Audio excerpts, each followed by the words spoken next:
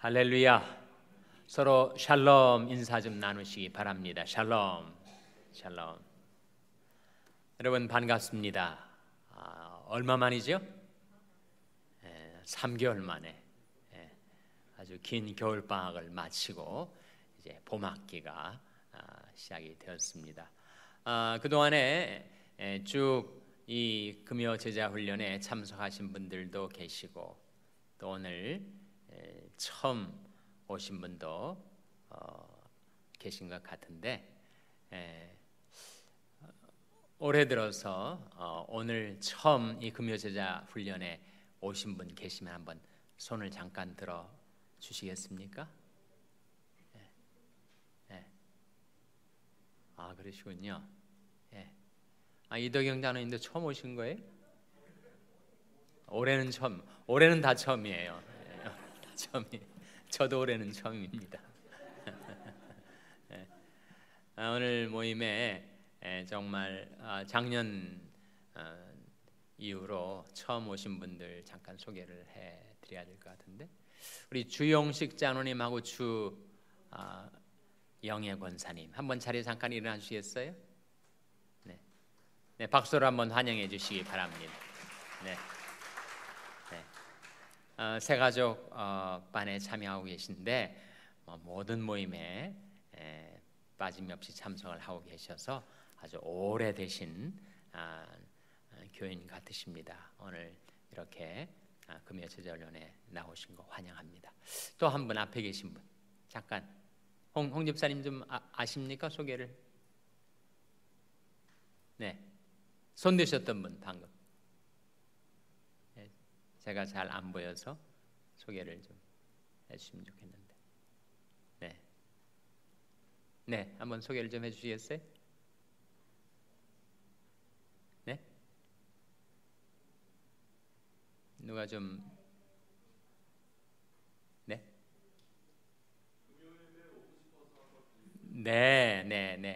환영합니다. 박수 보내주시기 바랍니다. 환영합니다. 잘 오셨습니다. 혹시 또 제가 소개를 해드려야 될 분이 계신가요?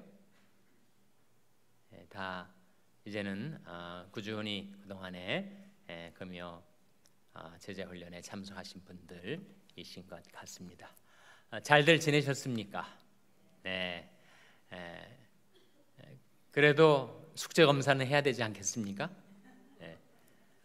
지난번 숙제가 뭐였는지 혹시 기억을 하십니까? 에베소서 2장 10절 말씀. 여러분 가운데 정말 너무하다, 3개월 지난 것을 묻다니 이렇게 생각하시는 분이 계실지 모르겠습니다. 그래도 숙제는 숙제니까 우리 한번 같이 낭송해 보겠습니다.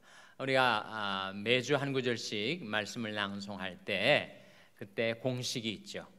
장절을 먼저 앞에 하고 그 다음에 본문을 우리가 암송하고 다시 장절을 붙이는 방식으로 우리가 낭송을 합니다. 준비되셨습니까? 준비가 안 되신 것 같은데 하여튼 암송을 해오신 분들은 좀 큰 목소리로 저와 같이 낭송을 하시도록 하겠습니다. 시작. 에베소서 2장 10절 말씀. 우리는 그의 만드신 바라 그리스도 예수 안에서 선한 일을 위하여 지으심을 받은 자니 이는 하나님이 전에 예비하사 우리로 그 가운데서 행하게 하려 하심이니라. 에베소서 2장 10절 말씀. 많이들 암송해 오신 것 같습니다. 이 말씀이 참 암송이 어려운 구절 중에 하나예요. 문의가 그 의미가 확 들어오지 않기 때문에 그런 너무 귀중한 요절인데 암송을 해오신 분들은 정말 잘 하셨습니다. 다시 한번 우리 한번 낭송해 보겠습니다. 시작. 에베소서 2장 10절 말씀.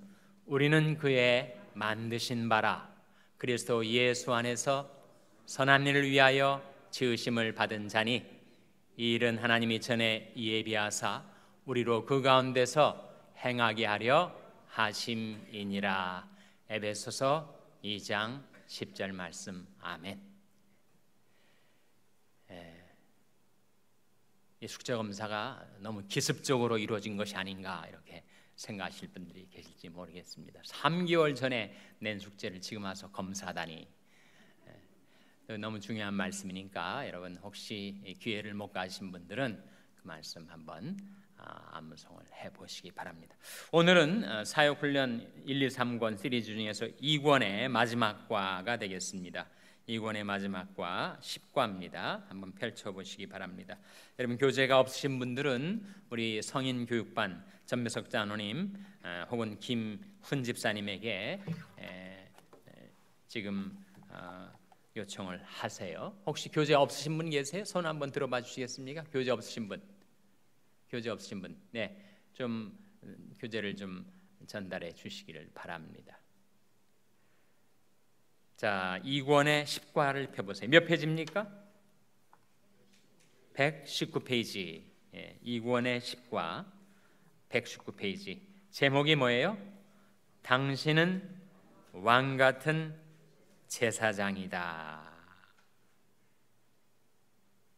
여러분은 스스로를 제사장이라고 생각해 보신 적 있으십니까?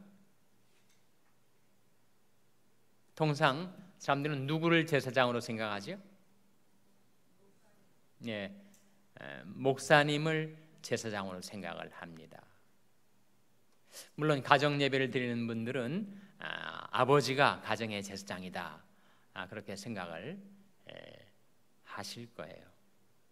그런데 목사님만 제사장이 아니고 아버지만 제사장이 아니고 모든 그리스도인들은 다 제사장이다 라고 성경은 우리에게 가르쳐 줍니다. 그것을 뭐라고 하죠?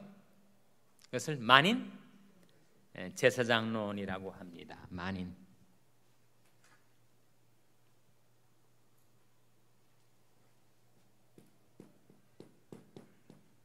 만인 제사장론이라고 하죠. 만인 모든 사람이 제사장이다. 구약 시대와 신약 시대의 중요한 차이점입니다. 구약에도 제사장이 있었고 신약에도 제사장이 있는데 구약의 제사장은 이스라엘 백성 중에서도 소수의 특정 그룹의 사람들만 제사장입니다. 누가 제사장이 됐었죠? 레위 족속 중에서도 누굽니까? 레위 족속 중에서도 아론 자손들. 이스라엘 12지파가 있잖아요. 12지파. 12지파 중에 하나가 레위 지파인데 레위 지파 중에서도 아론 가문, 아론 자손들만이 제사장이었어요. 그러니까 구약의 제사장은 혈통에 의해서 계승이 됐었습니다.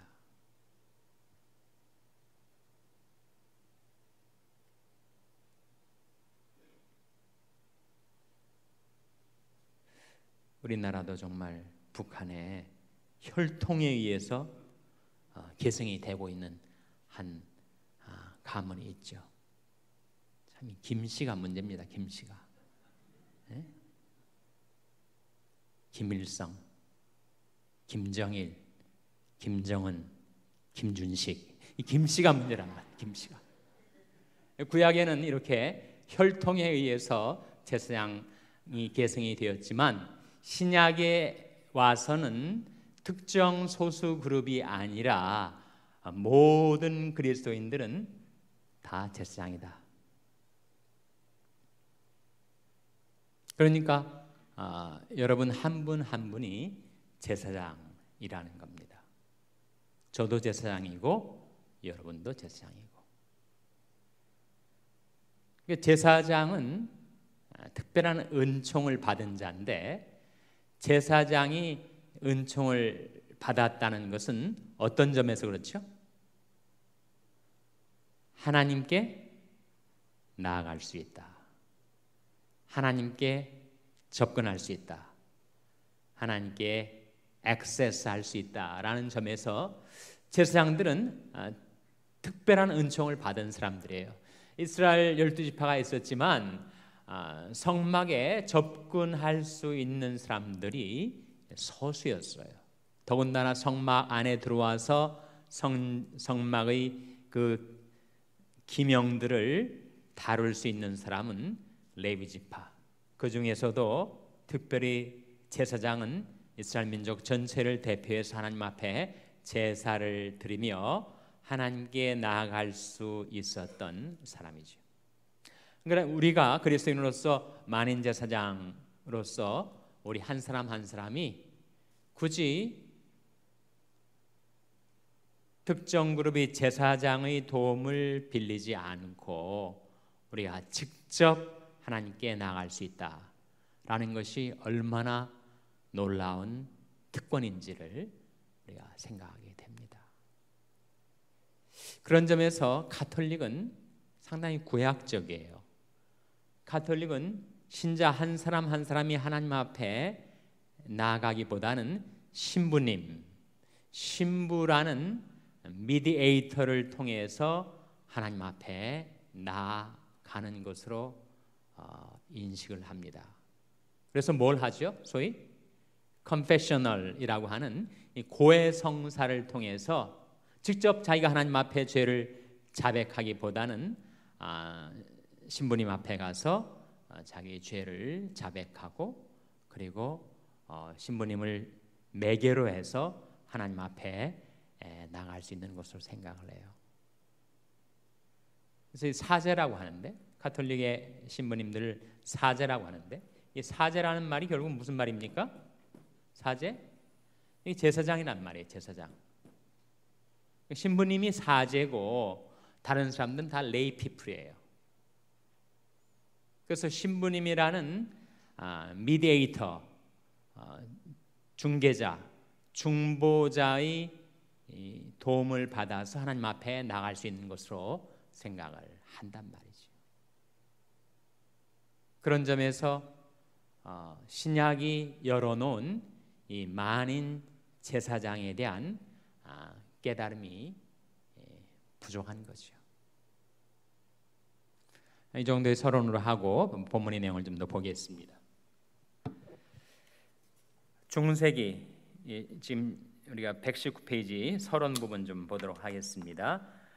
중세기 암흑 시대를 밝히는 횃불을 높이 들었던 종교 개혁자들이 성경에서 다시 찾아 우리에게 안겨준 가장 큰 유산 가운데 하나는 모든 신자가 뭐라는 진리라고요?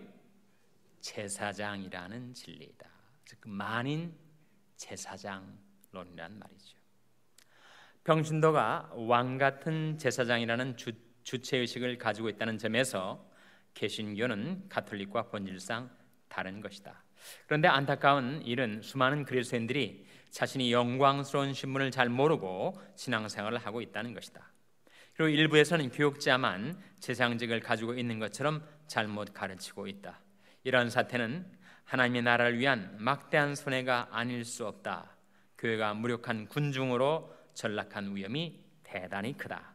평신도가 자신들의 영광스러운 신분과 역할을 팥죽 한 그릇에 팔아버리는 어리석은 짓을 한다면 교회는 교회다울 수 없으며 세상을 이길 수 없게 될 것이다. 우리는 다시 한번 눈을 떠야 한다. 우리 각자는 왕 같은 하나님의 제사장이다. 이것을 우리가 교리적으로 수용을 합니다. 근데 과연 우리 믿음의 유일한 근거인 성경이 이 주제에 대해서 뭐라고 말씀하고 있는가?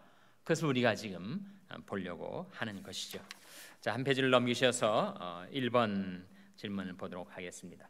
다음의 두 구절에서 우리가 발견할 수 있는 진리는 무엇인가? 특히 이사야와 요한계시록의 말씀이라는 것이 어떤 의미를 가지는 것인지 주의하라. 먼저 이사야 61장 6절을 한번 다 같이 펼쳐보시기 바랍니다.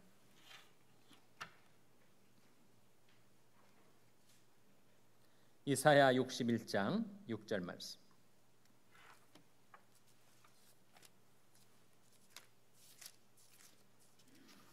이사야 61장 6절은 구약성경 1042페이지입니다. 구약성경 1042페이지 이사야 61장 6절 말씀. 한번 같이 읽겠습니다. 시작. 오직 너희는 여호와의 제사장이라 일컬음을 얻을 것이라. 사람들이 너희를 우리 하나님의 봉사자라 할 것이며 너희가 열방의 재물을 먹으며 그들이 영광을 얻어 자랑할 것이며 오직 너희는 무엇이라 일컬음을 얻게 된다고요? 여호와의 제사장이다.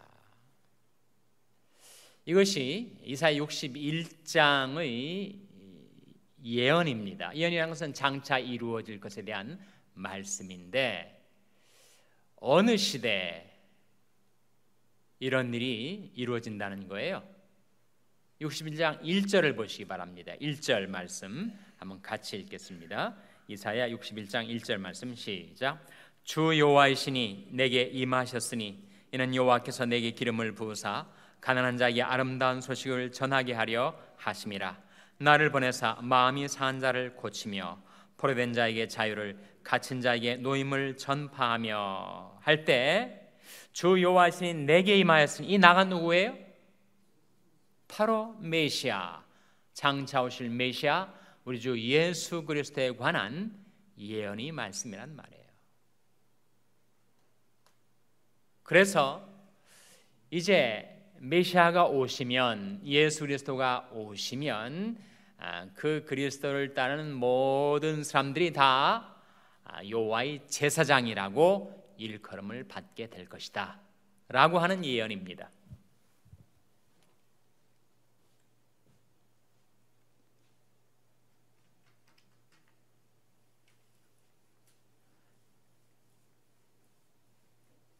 여러분이 다 아시는 거지만 한번 상기시켜 드리는 의미에서 리마인드 해드리는 의미에서 한번 보시기 바랍니다. 이 메시아란 말, 메시아란 말은 어느 나라 말이죠? 메시아는 히브리 말입니다. 구약이 쓰여진 히브리어로 메시아를, 신약이 쓰여진 헬라어로는 뭐라고 하죠? 네? 그리스도라고 합니다.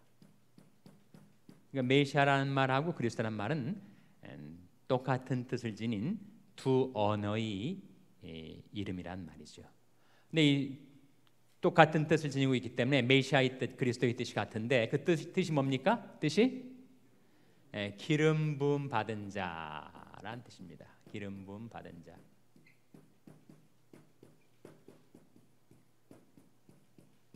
기름 부음 받은 자라는 뜻이에요. 구약에 보면 기름 부음을 받은 세 그룹의 사람들이 있었습니다. 기름 부음을 받은 세 그룹의 사람들 누구죠? 왕하고 선지자하고 그다음 누굽니까? 제사장하고. 왕이 기름 부음을 받았죠. 대표적으로 사무엘이 이새의 아들 중에서 다윗을 만났을 때 그에게 기름을 붓습니다. 그가 이제 장차 왕이 될 것을 보여주는 거죠. 그리고 선지자들이 기름 부음을 받았어요. 기름 부음을 받아서 그들이 선지 사역을, 예언자 사역을 하게 됩니다. 제사장들이 또한 기름 부음을 받았어요. 도대체 기름 부음을 받는다는 것이, 이 특정 세 그룹의 사람들이 기름 부음을 받았다고 할 때 이 기름 부음을 받는다라는 것이 어떤 의미죠? 어떤 의미입니까? 하나는 성별, 거룩하게 구별했단 말이죠. 또 하나는 능력, 임파워먼트란 말이죠. 그러니까 우리와 다를 바 없는 성정을 지닌 연약한 인간들인데 그들을 하나님의 특별한 목적과 용도를 위해서 따로 구별해 내셔가지고 그들에게 주어진 일을 감당할 수 있는 능력을 부으셨다라는 것이 기름 부음의 의미예요.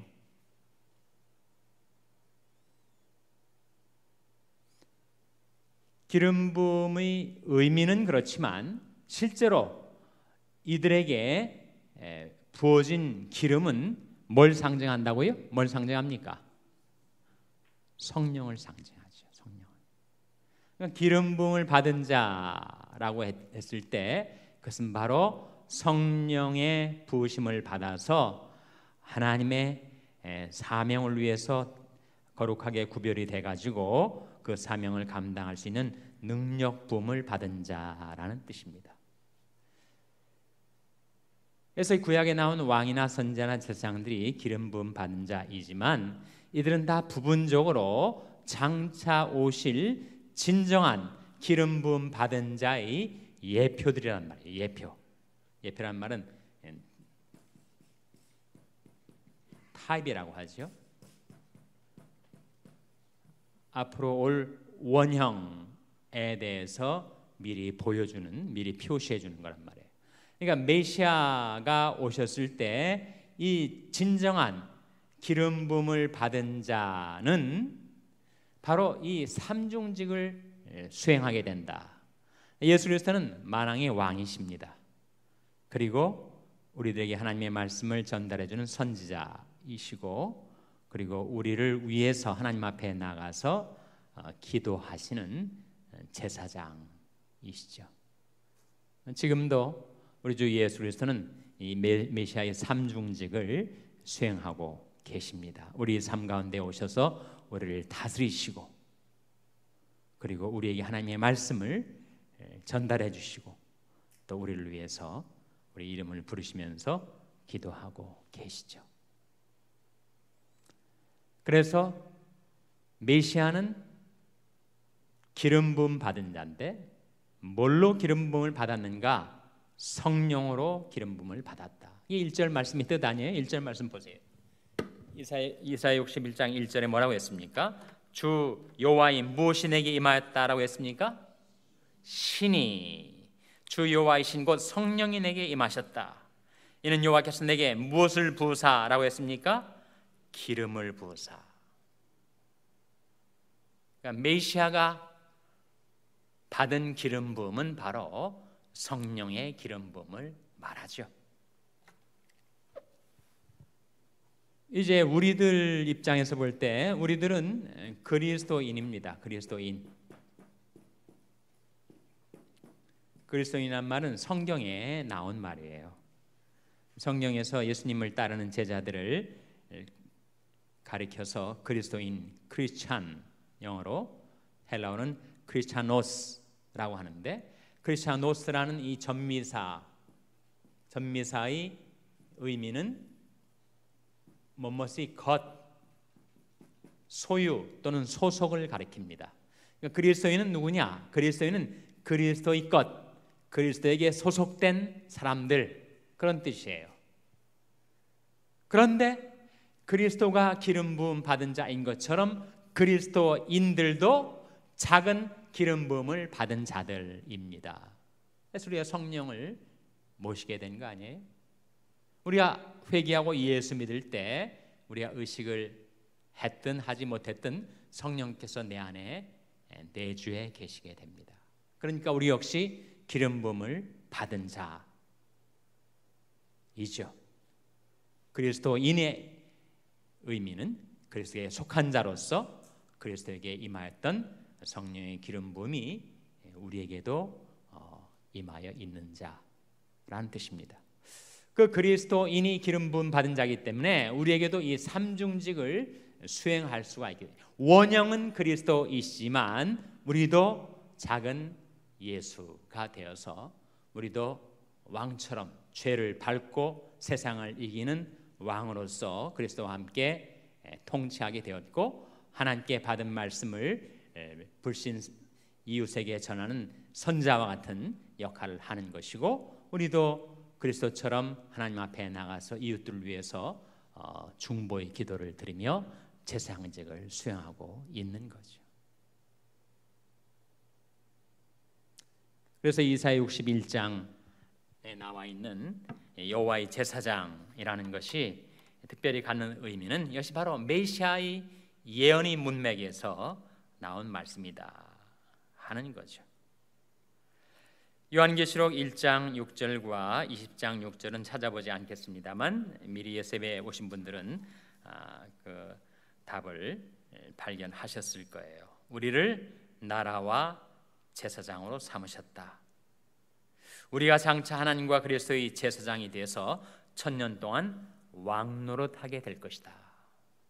그래서 우리 초점은 바로 제사장이다. 하나님이 우리를 제사장들로 삼아 주셨다 하는 겁니다. 2번 넘어가겠습니다. 대제사장과 제사장에 대해 신구약 시대의 차이점. 구약 시대는 누가 대제사장직을 맡았습니까? 히브리서 5장 1절에 보면 사람 가운데서 취한 자입니다. 신약 시대는 누가 대제사장인가? 히브리서에 나와 있는 이 4장 14절, 5장 5절, 9장 11절, 10장 21절 모두 그리스도가 대제사장이시다라고 나와 있어요. 그런데 3번에 보시면 예수 그리스도와 인간 대제사장, 예수 그리스도와 인간 대제사장의 차이점이 있다는 거예요.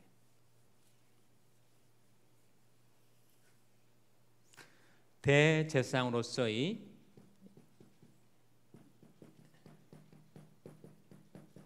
예수님하고 인간 대제사장들하고, 물론 이것은 구약이고 이건 신약인데 어떤 차이점이 있는가? 대제사장이신 예수와 인간 대제사장의 중요한 차이 뭐라고 했습니까? 대제사장은 제사장직을 수행하다가 죽습니다. 물론 종신제이긴 해요. 미국 대법관들이 종신제이듯이. 그러나 여튼 자기 생명의 수완을 살고 죽게 된단 말이죠. 그러나 대제사장 예수는 영원히 계시다. 중요한 차이점 아닙니까? 예수는 영원히 계심으로 그 제사 직분도 갈리지 아니하나니. 그러니까 대제사장이신 예수는 영원한 대제사장이시만 인간 대제사장들은 죽으면 제사장직이 끝나버려서 또다시 계속 새로운 대제사장이 들어섰어야만 했습니다. 그것이 한 가지 차이점. 그 다음에 이 인간 대제사장들이 성막 지성소에 들어가서 소위 욤키프르라고 하는 대속죄의 제사를 드릴 때 그는 백성들이 죄를 위해서 제물을 바치기 전에 누구를 위해서 제물을 바쳐야 했습니까? 자기 자신. 자기도 죄인이니까 자기 자신을 위하여 제사를 드리고 그 다음에 백성들을 위해서 제사를 드려야 했어요. 그러나 예수 그리스도는 죄를 범치 않으시고 죄를 알지도 못하시고 그에게는 죄가 없으신 분이셨기 때문에 인간 대제사장과 달리 예수님은 자기를 위해서 제사를 드릴 필요가 없었습니다. 백성들을 위해서 제사를 드린 거죠. 구약의 제사장들은 제사를 드릴 때 양이나 황소나 가축의 제물을 바쳤지만 대제사장 예수는 무엇을 제물로 바쳤죠? 자기 몸을 화목제물로 드리셨습니다. 사랑은 여기 있으니 우리가 하나님을 사랑하는 것이 아니요 오직 하나님이 우리를 사랑하사 우리 죄를 위하여 화목제로 그 아들을 보내셨음이니라. 예수님 당신 자신의 몸을 제물로 바치셨죠. 인간 대제사장들이 드린 제사는 그 효력 기간이 1년입니다. 그 다음에 욤키프르가 되면 대속절이 되면 또다시 제사를 드려야 했지만 예수 그리스도가 드린 제사의 효력은 어떻게 된다고요? Once for all, 단번에, 그러나 영원토록 효력을 지니고 있습니다. 그런 차이점들이 지금 나와 있어요. 4번, 구약시대의 제사장들은 어떤 사람들이었는가? 레위기 21장 1절에 보면 뭐라고 나오죠? 아론의 자손이었다. 만인 대제사장설을 뒷받침하는 아주 명시적인 구절이 베드로전서 2장 9절 말씀이죠. 한번 찾아보시기 바랍니다. 베드로전서 2장 9절 말씀.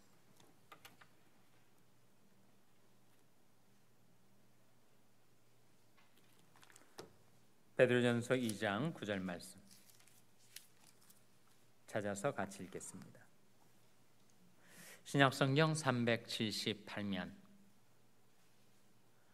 베드로전서 2장 9절 말씀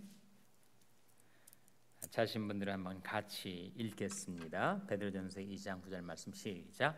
오직 너희는 택하신 족속이요 왕 같은 제사장들이요 거룩한 나라요 그의 소유된 백성이니 이는 너희를 어두운 데서 불러내어 그의 귀한 빛에 들어가게 하신 자의 아름다운 덕을 선전하게 하려 하심이라. 이 말씀 가운데 오직 너희는 택하신 족속이요, 그 다음 뭐가 나오죠?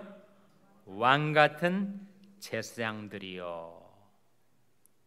특별한 사도들, 12제자들, 특정 그룹의 사람들만이 아니라 오직 너희는 모든 그리스도인들을 가리키는 것인데 모든 그리스도인들이 왕 같은 제사장들이다. 이것이 바로 만인 구원론, 만인 제사장론을 뒷받침해주는 가장 명시적인 성경 구절입니다.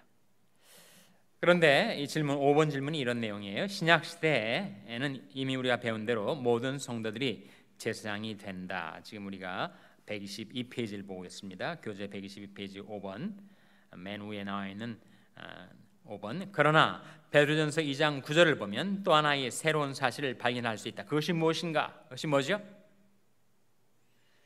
우리는 제사장님과 동시에 우리가 행하는 일이 뭐라고요? 하나님의 무엇을 선전하는 것이라고요? 하나님의 아름다운 덕을 선전하는 선자로서의 사명을 동시에 부여받았다라고 하는 사실이에요. 그래서 이 한 구절 속에 왕도 나오고 제사장도 나오고 선지자도 나오는 거죠. 마치 메시아의 삼중직처럼 우리는 작은 메시아들이 되어서 우리에게 세 가지 수행해야 될 직분이 주어져 있다는 겁니다. 3번, 우리는 제사장으로서 하나님께 직접 나아갈 수 있는 특권을 가지고 있다. 하나님 앞으로 직접 나아간다는 것은 무엇을 의미하죠? 하나님께 뭐 하러 나가는 겁니까, 여러분? 예배 드리러. 그렇죠. 제사장이 제사를 드리듯 우리는 예배를 드리러 나가죠. 세상 사람들은 그러고 싶어도 못합니다. 거대한 장벽이 막혀 있기 때문에. 무슨 장벽이에요? 여호와의 손이 짧아 너희를 구원치 못하심도 아니요 귀가 둔하여 너희를 듣지 못하심도 아니라 오직 너희 죄악이 너희와 너희 하나님 사이를 내었고 너희 죄가 그 얼굴을 가리워서 듣지 않으시게 함이니. 그러니까 하나님과 사람들 사이에 죄의 장벽이 가로막혀서 하나님 앞에 나아갈래도 못 나갔었는데 우리는 그리스도께서 우리 앞서 그 죄의 장벽을 다 온몸으로 허물어 버리셨기 때문에 그리스도를 통하여 하나님 앞에 나갈 수가 있다. 나간다는 의미, 그것은 바로 예배를 드린다라는 뜻입니다.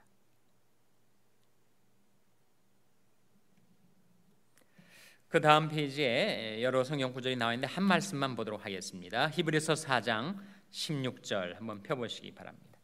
중요한 말씀이니까 히브리서 4장 16절 말씀 찾아서 한번 같이 읽겠습니다. 신약성경 356면. 다른 구절들도 다 은혜로운 말씀이니까 여러분 찾아서 묵상을 해보시고요. 오늘 이 시간 저랑은 히브리서 4장 16절 말씀만 보겠습니다. 히브리서 4장 16절 말씀 같이 읽겠습니다. 시작. 그러므로 우리가 긍휼하심을 받고 때를 따라 돕는 은혜를 얻기 위하여 은혜의 보좌 앞에 담대히 나아갈 것이니라. 우리에게 이 놀라운 특권이 주어진 것은 우리가 제사장이기 때문에. 근데 제사장들로서 우리 한 사람 한 사람이 하나님 앞에 담대히 나가서 무엇을 얻을 수 있다고요? 긍휼하심을 받고 때를 따라 돕는 은혜를 얻게 된다. 여러분 기억하세요. 내가 하나님 앞에 감히 나설 수 없는 면목 없는 죄인이지만 예수님의 십자가의 공로가 있기 때문에 우리는 담대히 하나님 앞에 나가서 구하고 받게 되는 것이 있는데 하나님의 긍휼하심을 받게 된다. 그리고 때를 따라 돕는 은혜를 얻게 된다. 이 말씀이 얼마나 은혜가 되는 말씀이에요. 그런 말이 있지 않습니까? 이미 흘러간 물로는 물레방아를 돌릴 수 없다. 정말 맞지 않습니까? 물이 지금 다 흘러가 버렸는데 흘러간 물로 어떻게 물레방아를 돌리겠어요? 물레방아를 돌리려면 늘 새롭게 물이 주어져야 하죠. 마찬가지로 우리가 신앙의 물레방아, 인생의 물레방아를 돌리려면 우리는 이미 지나간 은혜로는 그리할 수 없고 때를 따라 돕는 은혜, 날마다 새롭게 부어주시는 그 은혜를 우리가 받아야 됩니다.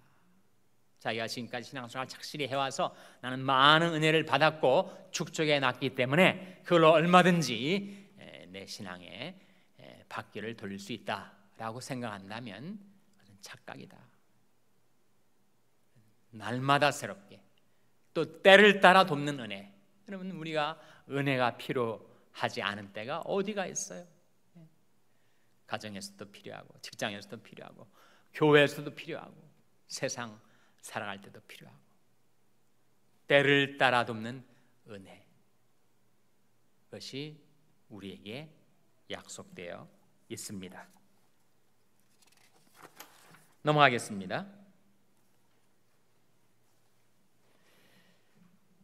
4번 질문 1번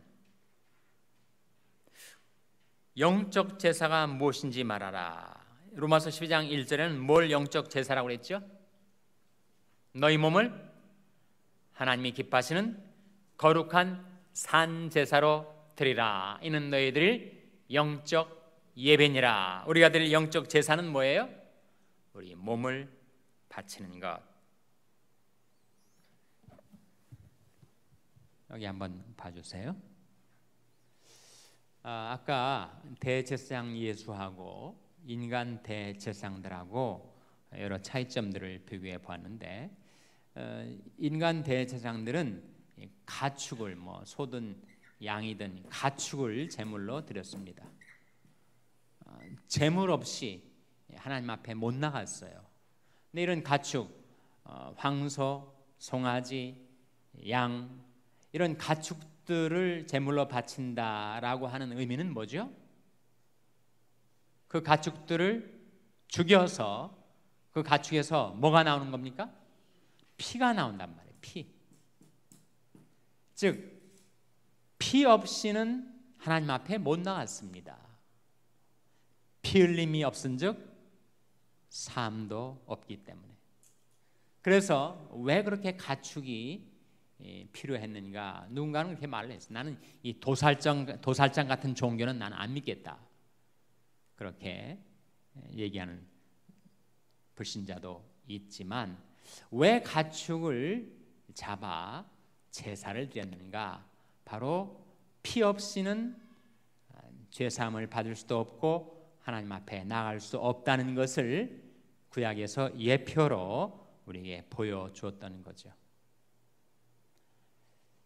그런데 예수 그리스도는 자기의 몸을 하나님 앞에 화목 제사, 화목 제물로 바치셨어요. 어디에서 바치셨죠? 십자가 위에서.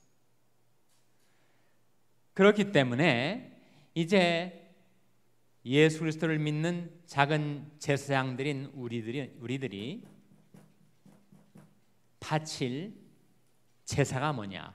구약에서는 제사장들이 계속 죽어나갔기 때문에 늘 새로운 제사장들이 세워지면 그들이 계속 또 가축의 피를 흘려야 했지만 예수 그리스도가 화목제물로 바쳐져서 흘려진 그 피의 효력은 영원하기 때문에 엑스파이어가 되지 않습니다. 그렇기 때문에 이제 제사장들인 신약의 만인 제사장들인 우리들이 또다시 가축의 피를 흘려 제사를 드릴 이유가 없어진 거죠. 그러면 우리는 이 가축의 제사를 드리지 않고 가축의 피를 흘려 제사를 드리는 대신 무슨 제사를 드리게 되는가? 우리가 드리는 제사가 몇 가지가 있습니다. 우리가 무슨 제사를 드리죠? 우리는 감사의 제사를 드립니다. 감사제. 감사로 제사를 드린 자가 나를 영화롭게 하나니, 우리는 감사제를 드려요. 그래서 우리가 생활하면서 하나님 감사합니다. 이것도 감사합니다. 다 이해 안 되지만 그러나 감사합니다. 라는 이 감사의 제사가 얼마나 하나님을 영화롭게 하는 것이며 우리가 지금 제사장직을 충실하게 수행하고 있다는 표시입니다. 또 우리가 드리는 제사가 있습니다. 무슨 제사죠? 이러므로 우리가 항상 예수로 말미암아 무슨 제사를 하나님께 드리자라고 했습니까? 찬미제사. 찬미제사 뭐예요? 여러분 찬송 아닙니까? 찬미제사를 드려요. 그래서 우리는 제사장인데 우리 하나님 앞에 드리는 찬송, 이것이 하나님을 기쁘시게 해드리는 우리가 바치는 제사입니다. 오늘 성경 공부 시작하면서 우리가 찬송가 219장 불렀는데 이 찬미 제사를 먼저 하나님께 바친 거예요. 또 무슨 제사가 있죠?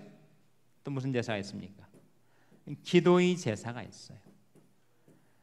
기도는 마치 제사장이 드리는 향처럼 하나님 앞에 바쳐 올려지는 향기로운 제사입니다. 기도의 제사. 또한 우리가 드리는 제사가 또 있죠. 어떤 제사가 있죠?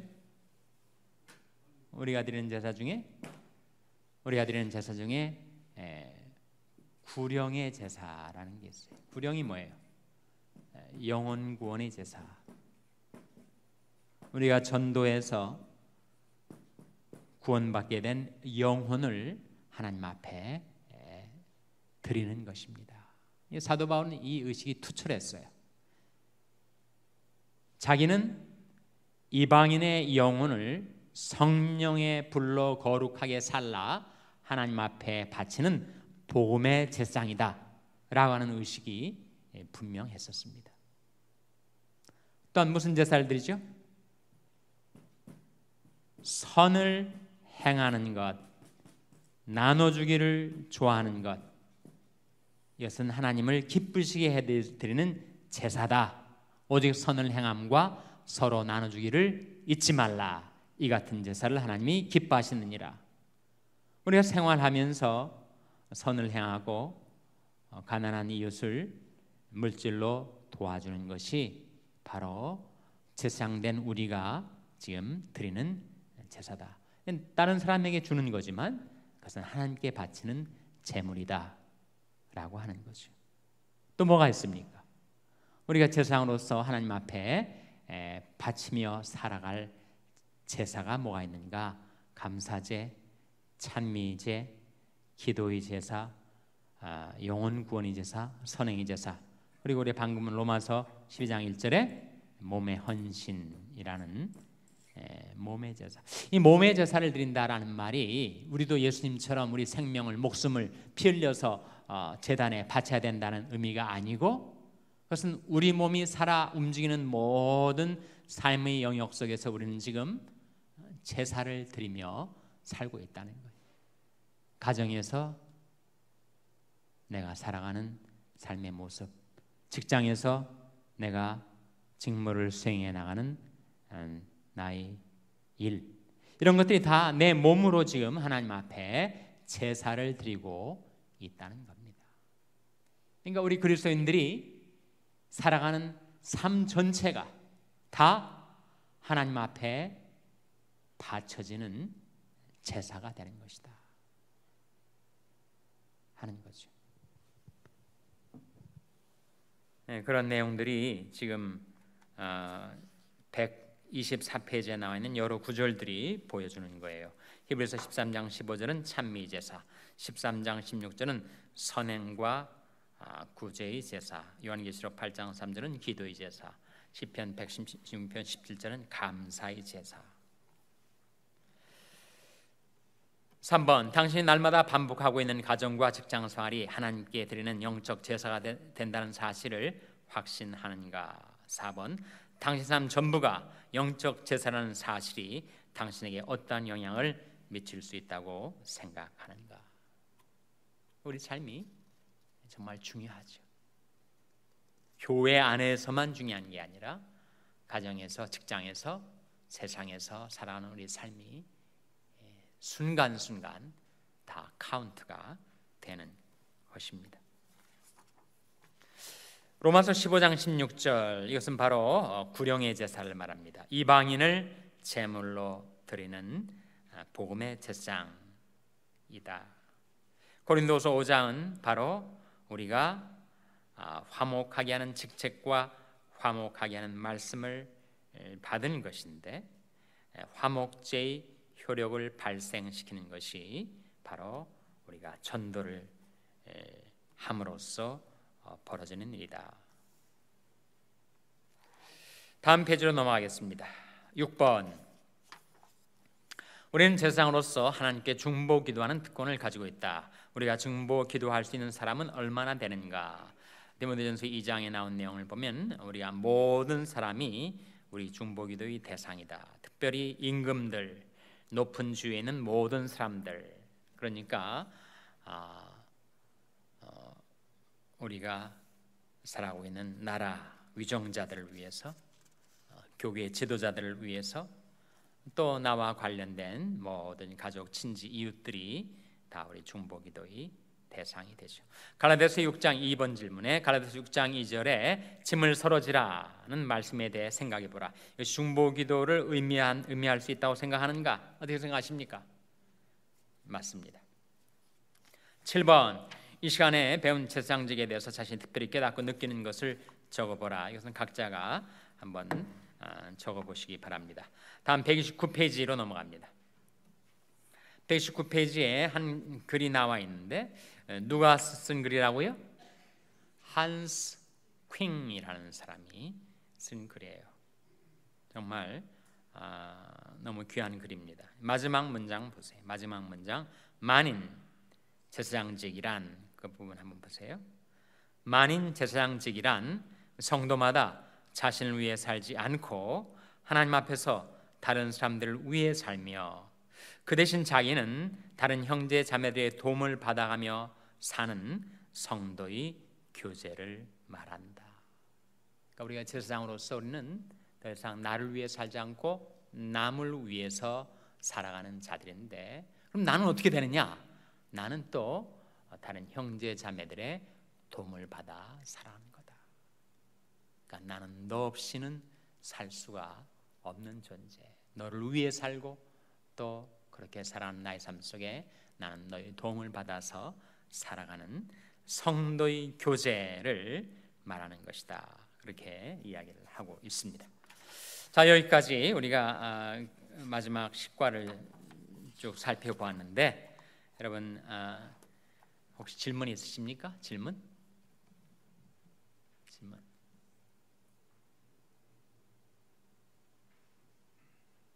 질문이 없다는 것은 모든 것이 다 확연하게 이해가 됐기 때문에 더 이상 질문할 것이 없다는 의미로 받아들여도 되겠습니까? 네, 그렇게 받아들이겠습니다. 아주 시원시원하게 대답을. 원래 김 교수 장로님 구역은 구역 수술이 모일 때 질문이 없대요. 질문이 없고 빨리 끝내고 밥 먹어야 되니까 구역 이름이 만나구역이에요. 얼마나 먹기를 잘하면 이름이 만나구역이었어요. 질문이 없으니까 제가 질문을 물어도 시원시원하게 대답을 하지 않습니까? 제가 오늘 시간이 조금 남아가지고 질문 기회를 드렸더니 아주 그냥 빨리 끝내자고 그러시는 것 같네요. 다음 주 암송구절, 히브리서 4장 16절 말씀. 15절까지 외우면 좋겠지만 또 길면 또 힘들어 하시니까 제가 한 절로만 줄였습니다. 히브리서 4장 16절이 다음 주 암송 구절입니다. 오늘 말씀 중에서 여러분 마음에 와닿은 말씀, 깨달은 말씀, 내 생활 속에 기억하고 의지하고 따라 살아야 할 말씀, 이렇게 생각되시는 말씀 있으면 그 말씀 붙들고 우리 1분간 적용을 위해서 기도하도록 하겠습니다. 다 같이 기도하시겠습니다. 아버지 하나님, 오늘도 저희들이 하나님의 말씀을 배우고 묵상할 수 있는 기회를 주셨던 것 감사를 드립니다. 예수 그리스도의 십자가의 보혈의 공로로 저희 한 사람 한 사람을 하나님의 제상으로 삼아 주셨사오니 저희들이 그 직을 잘 수행할 수 있어서 늘 감사의 제사를 드리고 찬미의 제사를 드리고 기도의 제사를 드리고 선행과 구제의 제사를 드리고 영혼 구원의 제사를 드리고 저희들의 몸, 저희들의 삶 전체를 하나님 앞에 제사로 헌신할 수 있게 하여 주시옵소서. 모든 것 감사드리며 예수님의 이름으로 기도하옵나이다. 아멘.